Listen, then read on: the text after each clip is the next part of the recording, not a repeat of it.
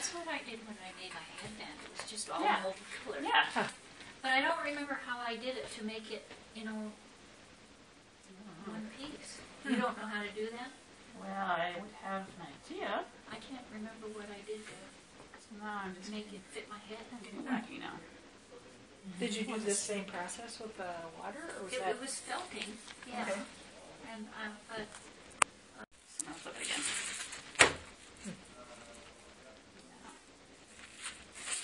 So again, as I'm going around, I want to check and make sure is everything here covered well, pulled up to the edge. I want to make this side match the other side. So a little bit more white. you need some more yellow there, maybe. You do.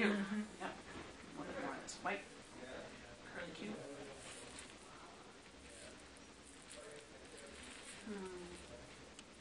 This came from a farmer down south. Friends of mine who are moving here. And I don't know if they're bringing their sheep yet, but I'm hoping they are. Down south, this southern South Minnesota, Mississippi. or Yeah. or Alabama. Are they boomers who are retiring? Well, they're in their 50s. Yeah. Yellow comes over.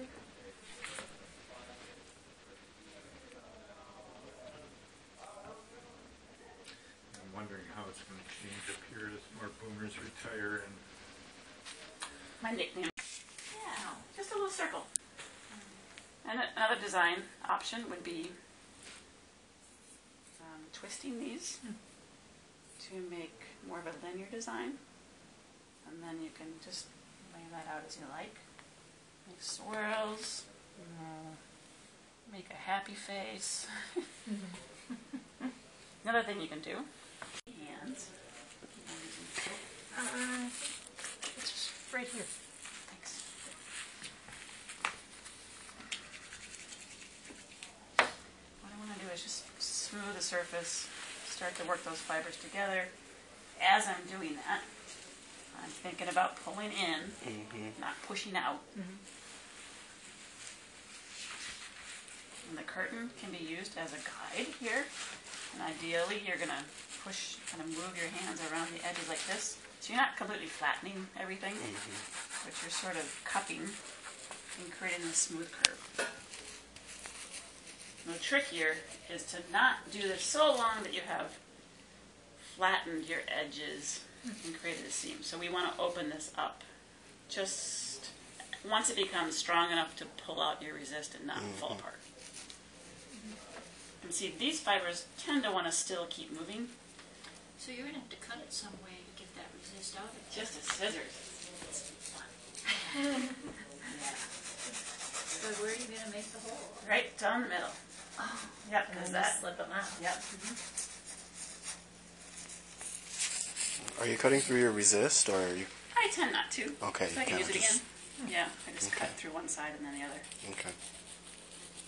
People tend to forget this ankle area. It's just sort of a hard area to get in, but make sure you give that. I'm not worried about it falling apart now. It's And my you're saying design it's is solid enough that it's not going to fall apart when you pick it up. no, but I Okay. don't want to cut it open yet because it's still fibers are just Okay. there's nothing holding them together yet. So we'll end up doing some rolling before I cut it open. But right now it's just surface and making sure those seams are tight against the resist. My hands are soapy. I'm not pushing down a whole lot. You can do this sort of stuff too. And that agitates fibers together through. And maybe I want to spend less time pushing on the seams because I don't really want those to felt yet.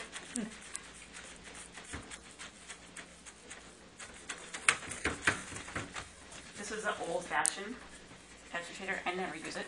I should be trained in the old ways. I guess that might help, but it's sort of, I already pushed my fibers around. That's why I don't use it. I don't know how to use it.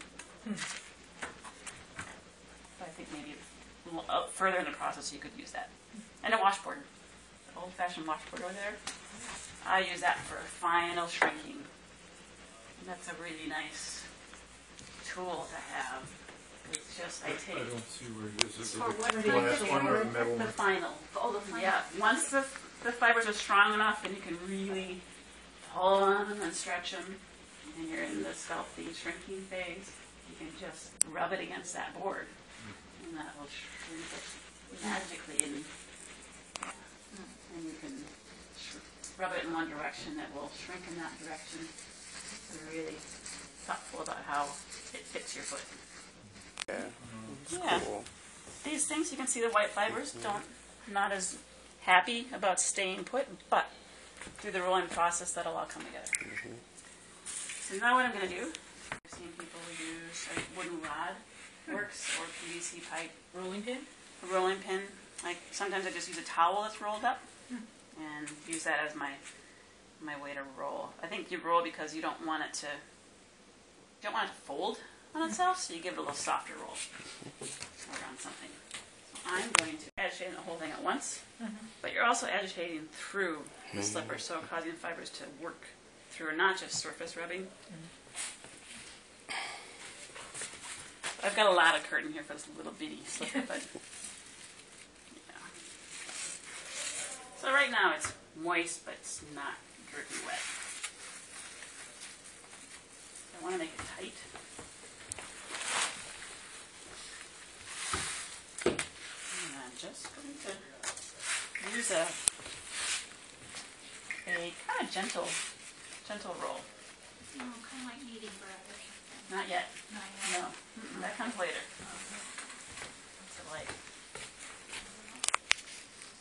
I'm not pushing down, and I'm just rolling it and gently agitating. I'm not ready yet to be rough. Oh, I see. So right now, what I want to do is flip it over. So you always roll a little bit, check it out, and make sure everything looks good. Nothing's kind of been pulled apart. Flip it over. I want to roll the other direction. And then I'm going to roll this direction. And then flip it again. So keep on rotating. I like putting the curtain in there because I think it holds the fibers in place. Rubber bands work. These are some old tights. And that's for really large. Yeah, when it gets larger and it tends to want to fall apart. So this just gives you Nice. more rigidity, I guess, without it falling apart. And I can do this for a couple minutes. So every time you rotate it about 2 minutes. Each time you rotate. Yep. Okay. Pulling in on the resist. I don't think I'm ready to. I'm going to roll it this way once. And then I'll cut it open. Let's see. Don't you have to roll it both ways? No, not really. No? No. Because you rolled it both ways the other way. Yeah. As long as we'll get to that. I mean, I can later on, it didn't shrink at all yet, really. So I'm not that concerned, but I just want to, I don't have to evenly roll this way and that way. Oh. I just keep on rotating. You make it a little bit thinner felt. Felt has to come together to shrink, but it becomes strong. So it's this funny, it's something you might You learn put too along. much, does it get like kind of lumpy and hard to It's control? not lumpy. It's more just becomes stiff. And it depends what you want. Yeah. So, but I would say 6 ounces. We'll try to see what you can do. 3 ounces on each side. Yeah. And then think about a design work before you lay it out. Do you want an interior color? I would encourage you to not do a full interior color. Because it's a lot of work to lay out one color and do all the seam work. Flip it over, flip it over, flip it over, flip it over. It's a bit easier to do one color. And then if you want this area to be the secondary color, just put color, the second color here. Does that make sense? And whatever's, it can always be reversed. Your boots can be turned inside out. But you might want to begin thinking about whatever goes next to the plastic is the inside. And then whatever you see is the outside. So if you want to add decorations, lets you do that final step. That makes sense. Yeah. Some things it'll sink in once you do it, and you'll ask me again. But I don't want to work flat because I don't want to have that seam develop. So I'm going to make sure I open it up. But now I'm going to roll it this way because I want this berry to shrink. Yeah, shrink it the... Yep. But she doesn't want to shrink this part because she wants to keep the cuff, right? So we're going to try to avoid that and just focus on this part, rolling the bottom part. And I'm just going to do some randomness, and if I add hot water, it's going to go faster. I also can do this. And I kind of like doing a curtain on there because fibers, she's got an area where the fibers are still loose. We'll needle felt those in later, or add some new wool on top of that. Fresh fiber and needle felt it in, and that will help it stick. Yes, thanks. So this protects the fibers, because this is pretty rough. And if I were to really crank on it, it's just going to pull fibers out. So the curtain just protects the wool as I do this. And that's shrinking it. Yeah. And I'm rubbing it this way intentionally, because I want it to shrink inward. So I'm rolling it this way and rubbing it this way. If I want it to shrink this direction, I would do that. Okay.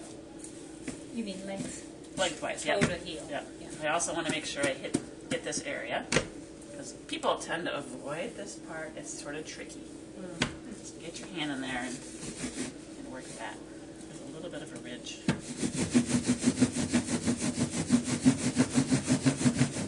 Just keep on rotating it and doing that. This is kind of spot sculpture, or spot shrinking. Do you need less soap when you're doing that? Yeah, at this point, there's soap in there. And also think about where's the end of your foot going to be, and where do you want it to turn up? Because you want to start thinking about the form. And maybe turn it over and put your hand down there. That's where you want to shrink.